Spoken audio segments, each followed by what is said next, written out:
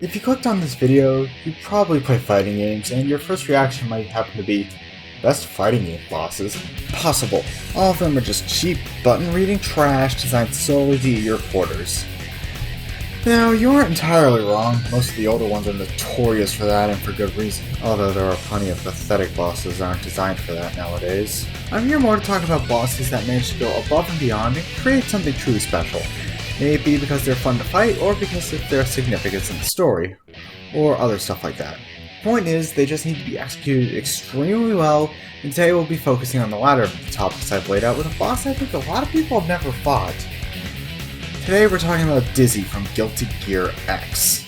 I'll admit, I'm not too versed in the Guilty Gear fandom, just because I tend to stay out of fandoms because reasons.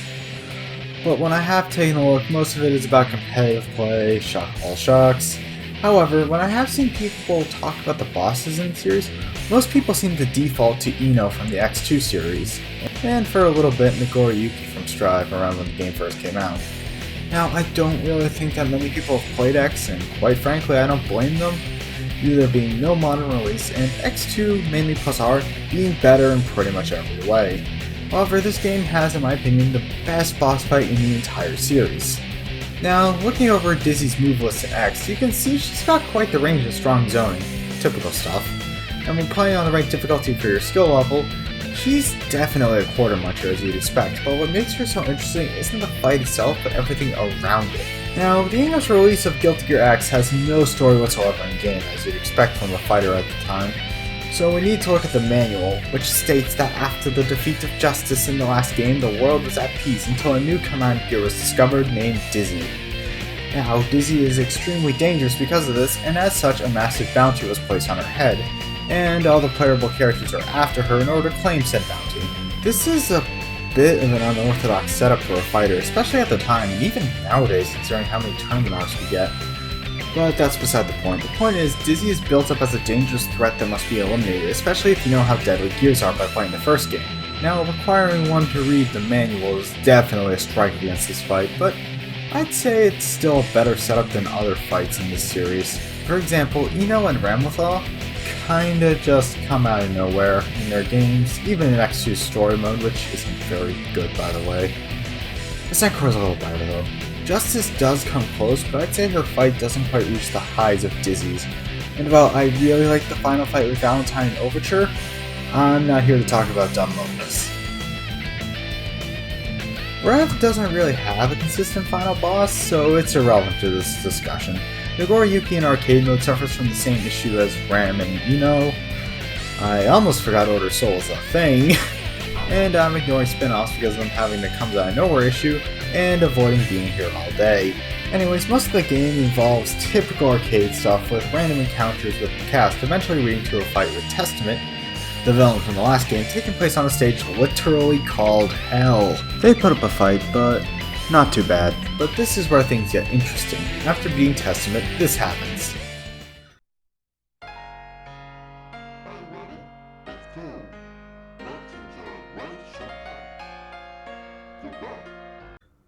Listen to the music. Now listen to the normal music for stage transitions.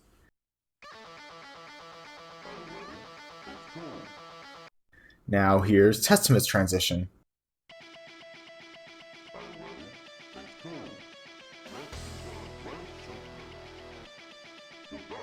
Notice the difference?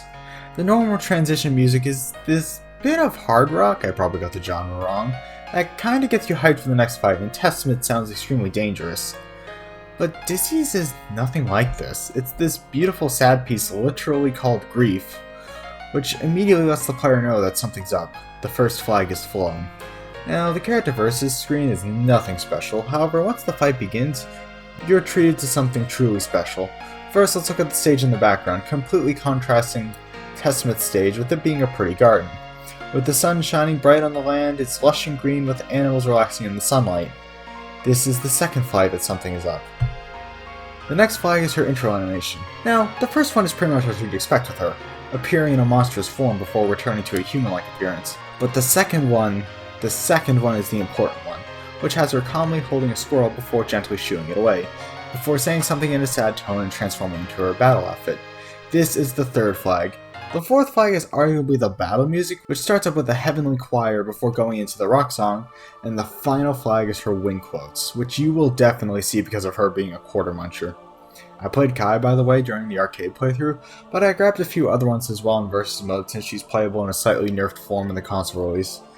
And, well, all of them have her asking to just be left alone. In fact, even her design ties into these flags I've been mentioning. Not the fan service, you degenerate. But her wings and tail. She has angel-like wings and a monster-like tail, and a set of wings transform into an angel and a Grim Reaper. Now, her portrait makes her look a little mean, however, there's a detail in her animations that I absolutely adore. And that's most of her attacks have her either covering her eyes, looking surprised, or just looking away in general. In fact, her walking animation has her sadly close her eyes. These details are everything. All of these combined make the player question if they're doing the right thing by attacking her, and quite frankly whether or not they are the villain of the story. She may be a walking weapon of mass destruction, however she doesn't want to hurt anyone and simply wants to live in peace.